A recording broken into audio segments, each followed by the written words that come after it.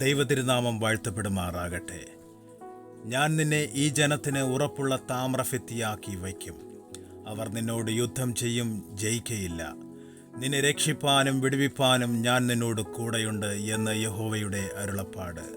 ഇരമ്യാവ് 15:20. ആമേൻ. ശത്രു നിനക്കെതിരെ പടയൊരുക്കങ്ങൾ നടത്തിയാലും, നിന്നെ തകർത്ത് കളവാൻ ഗൂഢാലോചന നടത്തിയാലും, ദൈവത്തിൻ്റെ വചനം പറയുന്നു, അവർ നിന്നെ ജയിക്കയില്ല, നീ അതിനെ ജയിക്കും. യഹോവ നിന്നോട് കൂടെയുണ്ട്. ആമേൻ.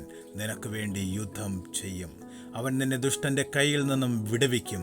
നാം ആയിരിക്കുന്ന ഇടങ്ങളിൽ നാം തനിച്ചാണെന്ന് നമുക്ക് തോന്നിയാലും, എല്ലാം നമുക്ക് പ്രതികൂലമാണെന്ന് തോന്നിയാലും, നമ്മോടുകൂടെ സകല സൈന്യത്തിൻ്റെയും അധിപനായ യേശു കർത്താവ് കൂടെയുണ്ട്. ആമേൻ.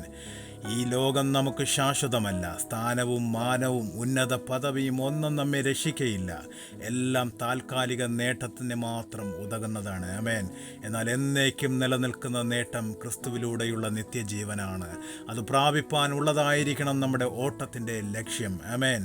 ആ ഓട്ടത്തിനിടയിൽ നിന്നയും പരിഹാസവും കഷ്ടതയും വേർപാടും തീരാരോഗത്തിൻ്റെ വേദനയും ശത്രുവിൻ്റെ ആരവങ്ങളും ഒക്കെയുണ്ടാകാം. എങ്കിലും വചനം പറയുന്നു, അത് നിന്നെ ജയിക്കയില്ല, നീ അതിനെ ജയിക്കും. യഹോവ നിന്റെ കൂടെയുണ്ട്. യഹോവ നിനക്ക് വേണ്ടി യുദ്ധം ചെയ്യും. നിങ്ങൾ മിണ്ടാതിരിപ്പിൻ. ആ ഉറപ്പോടെ നമുക്ക് മുന്നോട്ട് പോകാം, പ്രാർത്ഥിക്കാം. ആമേൻ. ദൈവം നിങ്ങളെ ധാരാളമായി അനുഗ്രഹിക്കട്ടെ. പ്രാർത്ഥനയോടെ ബ്രദർ റിനു ബേത്ലഹേമിൽ.